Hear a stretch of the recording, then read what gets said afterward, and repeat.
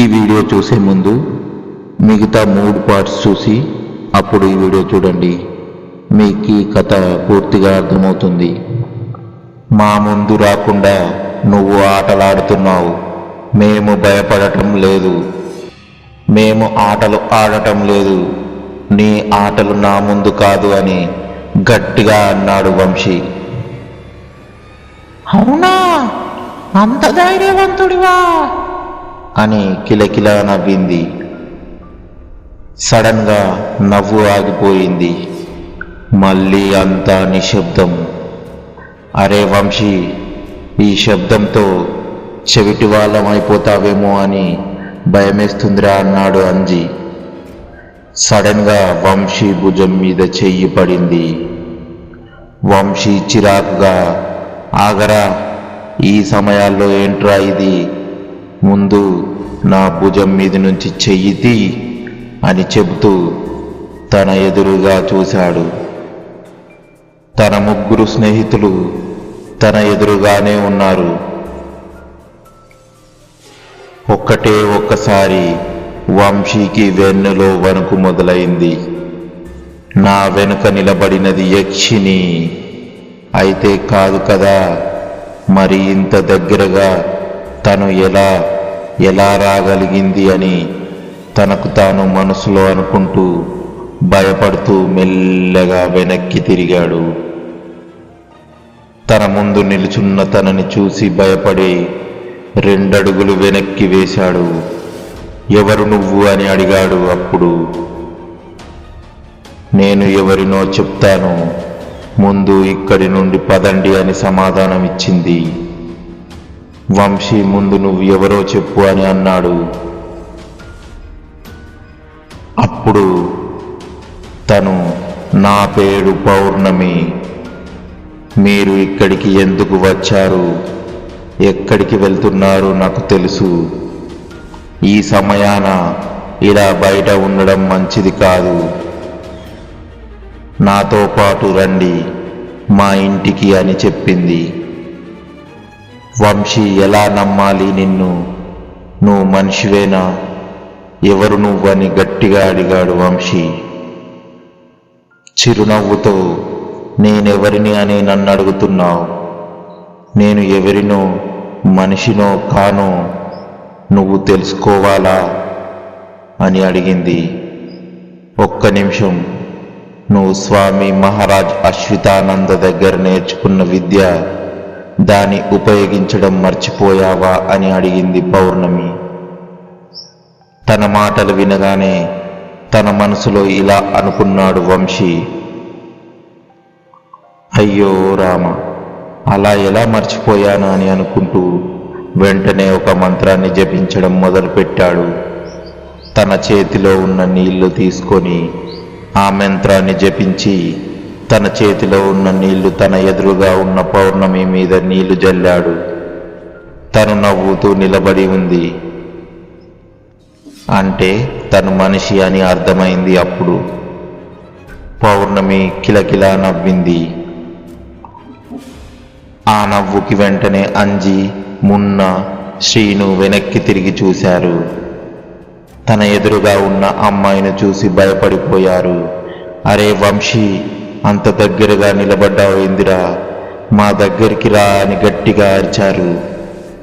వంశీ ఇవన్నీ నీకెలా తెలుసు అని అడిగాడు.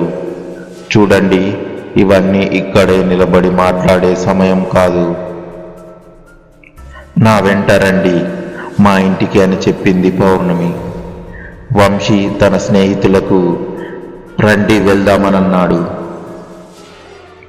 అరే, తను ఎవరో ఏమో తెలుసుకోకుండా వెళ్ళడం మంచిది కాదురా అన్నారు. రండి, ఏమీ జరగదు అని ధైర్యం చెప్పాడు వంశీ. 4 అమ్మాయి వెనకాల బయలుదేరారు. అలా నడుస్తూ వెళ్తున్నారు. అప్పుడు మళ్ళీ కిలకిల నవ్వులు వినబడ్డాయి. ఆ నవ్వులు విని అందరూ ఒక్కసారిగా ఆగిపోయారు. అప్పుడు పౌర్ణమి ఇలా చెప్పింది, ఆ నవ్వును మీ చెవిలో పడకుండా జాగ్రత్త పడండి. అంజీ ఇలా అన్నాడు. నవ్వు అన్నాక ఇలాగ వినబడుతుంది, ఎలా ఆ నవ్వును వినకుండా ఉండగలము అని అడిగాడు.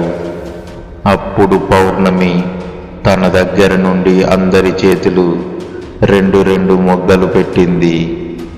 అంజి ఈ మొగ్గలేం చెయ్యాలి, వాసన చూడాలా అని అడిగాడు. నవ్వుతూ పౌర్ణమి, ఈ మొగ్గలు మీ చెవులో పెట్టుకోండి, మీకు నవ్వుల శబ్దం వినబడదు అని చెప్పింది. వెంటనే అందరూ చెవుల్లో పెట్టుకున్నారు.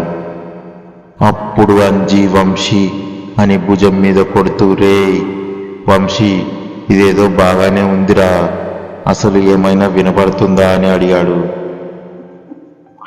వంశీ ఆ అని అన్నాడు.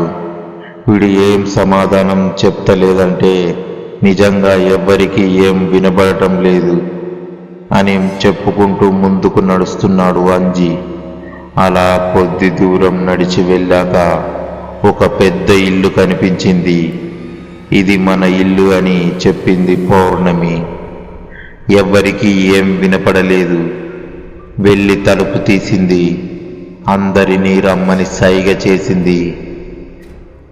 గది లోపలికి వెళ్ళాక తలుపు మూసేసింది. ఇప్పుడు మీ చెవిలో ఆ మొగ్గలు తీయండి అని చెప్పింది. ఎవరికి ఏం వినపడలా, అలాగే చూస్తున్నారు. అయ్యో, మీ చెవిలో మొగ్గలు ఉన్నాయి కదా అని నవ్వి సైగతో చూపించింది. అందరూ తన చెవుల నుండి మొగ్గలు తీసేశారు. ఇప్పుడు చెప్పు అన్నాడు వంశీ. అప్పుడు పౌర్ణమి, స్వామీజీ మీతో చెప్పలేదా అని అడిగింది. పౌర్ణ అనే అమ్మాయి కలుస్తుంది, మిగతా నీ ప్రయాణం విశేషాలన్నీ తను చెప్తుంది అని అన్నాడు. అప్పుడు పౌర్ణమి, ఆ పౌర్ణ నేనే, నా పూర్తి పేరు పౌర్ణమి, అందరూ నన్ను పౌర్ణ అని పిలుస్తారు, మీరు కూడా పౌర్ణ అనొచ్చు అని చెప్పింది. ఇప్పుడు అందరూ పడుకోండి, రేపు పొద్దున్నే మిగతా విషయాలు చర్చించుకుందాం. మరో మాట, ఎవరూ రాత్రి బయటకు వెళ్ళకండి అని అందరినీ పడుకోవడానికి ఏర్పాటు చేసింది. అందరూ ధైర్యంతో మెల్లగా నడుములు వాల్చారు. అమ్మయ్య, హాయిగా నిద్రపోవచ్చని అన్నాడు అంజి. నిజమేరా అంజి అన్నాడు శ్రీను. అప్పుడు మున్నా ఇలా అన్నాడు, అరే వంశీ, తనని ఎలా నమ్ముతాంరా అని అడిగాడు. నమ్మలేం, కానీ తను చెప్పేది వింటే నమ్మాలి అనిపిస్తుంది. చూస్తాం, భయం ఎందుకు, మీరు ఎలాంటి భయం లేకుండా హాయిగా పడుకోండి. నా మీద నమ్మకం ఉంది కదా అని అడిగాడు వంశీ. అదేంద్రా అలా అంటున్నావు, నమ్మకమే కదా మనందరికీ ఇంత దూరం తీసుకొచ్చింది. నీ మీద పూర్తి నమ్మకం ఉంది, మన స్నేహం కూడా నమ్మకం మీదే కదా నిలబడి ఉంది అన్నాడు సీను. అరే సీనుగా, ఈ నమ్మకం మాట చాలు, అందరూ పడుకోండ్రా అని చెప్పాడు అంజి. హలో, ఏంటి నా మాటలు ఆటల్లా కనిపిస్తున్నాయా?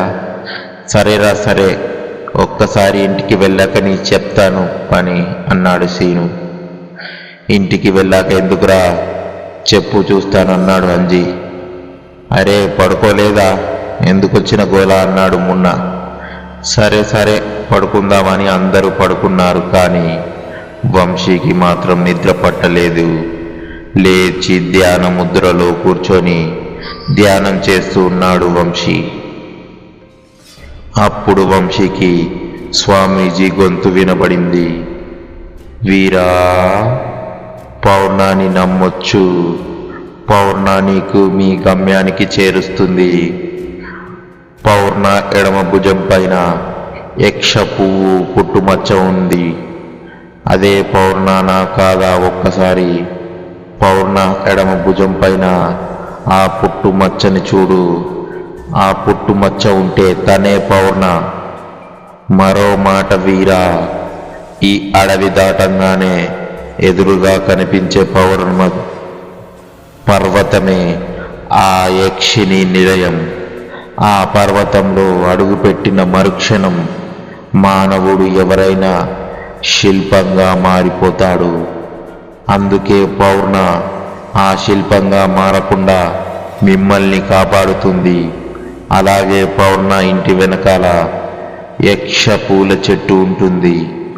ఆ పువ్వులు మీ నలుగురితో పాటు పౌర్ణాన్ని కూడా యక్ష పూలు కాపాడుతాయి. ఈ అడవిని, ఆ పర్వతాన్ని తన వశం చేసుకుని పెట్టుకుంది యక్షిని. ఈ అడవి తన ప్రాణం, ఆ పర్వతం తన శరీరం. ఈ రెండింటిలో తనే ఉన్నది. తనని శరీరం నుండి ఆత్మను వేరు చేయలేం, కానీ తనను ఆపగలిగే శక్తి నీ ఒక్కడికే ఉంది. అది మర్చిపోకు వీరా అని అతనికి చెప్తూనే ఉన్నాడు. ఆ పర్వతానికి యక్ష పర్వతం అని అంటారు. అంటే అక్కడ యక్షిణులు నివాసం ఉంటారని అర్థం. అలాంటి చోట సామాన్య మానవుడికి చోటు లేదు. కానీ నీవు సామాన్యుడు కాదు, అది మర్చిపోకు. నేను నేర్పించిన విద్యను కూడా మర్చిపోకు. ఎప్పుడు అప్రమత్తంగా ఉండాలి. జాగ్రత్తగా ఉండు. కొంచెం సేపు నీ మెదడు, నీ శరీరానికి విశ్రాంతి ఇవ్వు అని చెప్పాడు స్వామీజీ. స్వామీజీకి సాష్టాంగ ప్రణామాలు పెట్టి మెల్లగా నిద్రలోకి జారిపోయాడు వంశీ. అరే వంశీ, వంశీ లేవురా అని గట్టిగా పిలుస్తున్నాడు అంజీ. మాటలు విన్ని కళ్ళు తెరిచాయ చూశాడు వంశీ. ఏందిరా పడుకోకుండా ఇంకా మేల్కొని ఉన్నావన్నాడు వంశీ. అరే నాన్న తెల్లారిందిరా అని అన్నాడు అంజీ.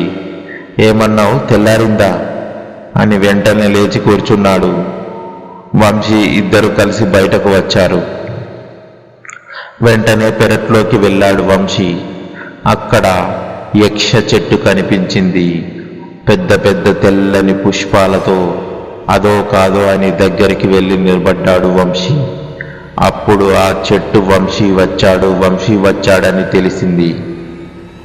అప్పుడు తనకు అదే చెట్టు అని అర్థమైంది. వెంటనే ఆ చెట్టు పుష్పాన్ని తెంపాడు. అవి తీసుకొని లోపలికి వచ్చాడు.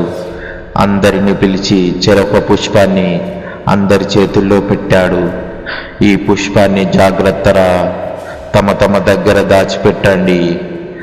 ఎవరో తనని ఎక్కడ వదలకండి. ఈ పుష్పం మిమ్మల్ని రక్షిస్తుంది అని చెప్పాడు వంశీ. ఒక పుష్పాన్ని పౌర్ణమి చేతిలో పెట్టాడు. నాకెందుకు అని చెప్పింది పౌర్ణమి. స్వామీజీ నీకు కూడా ఇవ్వమన్నారు అని చెప్పాడు వంశీ. అందరూ కలిసి బయలుదేరడానికి రెడీ అయ్యారు. అప్పుడు పౌర్ణమి నడవడానికి బలం కావాలి. అందుకు ఫలహారాలు కావాలి. ఈ ఫలహారాలు సేవించి ఆ తర్వాత అందరం బయలుదేరదామని చెప్పింది. ఇక్కడ రకరకాల వంటకాలు కనిపించాయి. ఇన్ని రకాల వంటకాలు ఎలా వచ్చాయని ఆశ్చర్యంగా చూస్తూ ఉన్నారు అందరూ. ఆగలేక అంజీ ఇలా అడిగాడు, పౌర్ణమి గారు, ఇన్ని రకాల వంటకాలు మీరొక్కరే ఎలా చేశారు, ఎప్పుడు చేశారు అని ఇలా అడిగాడు. తప్పుగా అనుకోకండి అని మళ్ళా అన్నాడు. పౌర్ణమి నవ్వుతూ ఎలా చేశానో మనం నడుచుకుంటూ మాట్లాడదాం, సరేనా? ముందు భోజనం కానియండి. ఆలస్యం కాకుండా మనమంతా యక్ష పర్వతం చేరుకోవాలని చెప్పింది. అందరూ భోజనాలు కానిచ్చి బయలుదేరారు. అలా వెళ్తూ చుట్టూ చల్లగాలి వేస్తున్న ఒళ్ళంతా చెమటలు పడుతున్నాయి. అలా మెల్లగా ముందుకు నడుస్తున్నారు. దూరంగా ఏవో వింత జంత అరుపులు వినిపిస్తున్నాయి. ఆ అరుపులు వీళ్ళ గుండెల్లో భయాన్ని కలిగిస్తున్నాయి. దారి వెంట మనుషుల కపాలాలు కనిపిస్తున్నాయి. సగం కాలిన పుర్రెలు, అక్కడక్కడ ఎముకలు.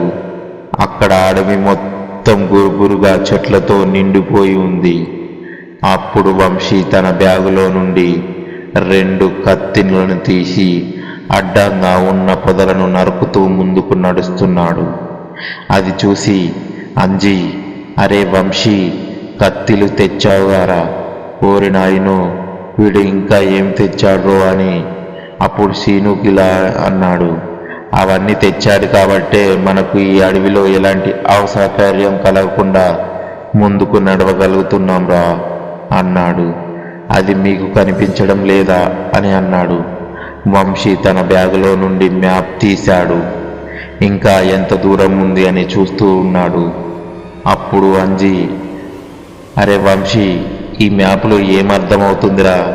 మనతో పాటు పౌర్ణమి కూడా ఉంది కదా, తను చెప్తుంది కదా, తనకు తెలుసు కదా అన్నాడు. అప్పుడు వంశీ, అది కాదురా అంజి, ఈ మ్యాప్లో ఇక్కడే ఎక్కడో ఒక రహస్య నగరం దాగి ఉంది. మ్యాప్లో కూడా ఇక్కడే ఆ నగరం ఉంది అని చూపిస్తుంది. దీన్ని బట్టి చూస్తే మనమైతే మొత్తానికి ఆ నగరానికి దగ్గరగా ఉన్నామనిపిస్తుంది అని అన్నాడు వంశీ. అంజీ భయపడిపోయి, నువ్వు ఎందుకు వచ్చావురా ఇక్కడికి? మీ నాన్న కోసం. మరి నగరం అంటున్నావేందిరా? ఇంకా భయపెట్టకురా అని అన్నాడు. అది నిజమేరా, నేను వచ్చింది మా నాన్న కోసమే, కానీ ఈ మ్యాపులు చూసి చెప్పాను అంతే అని అన్నాడు వంశీ. అప్పుడు పౌర్ణమి, 100 సంవత్సరాల కిందట ఈ అడవిలో ఒక రాజ్యం ఉండేదట.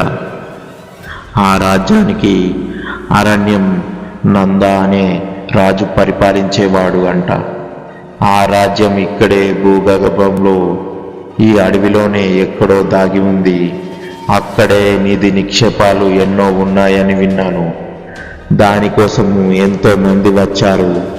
ఏ ఒక్కరు కూడా ప్రాణాలతో పోలేదు. అంత ప్రమాదకరమైన నగరం అని చెప్పింది పౌర్ణమి.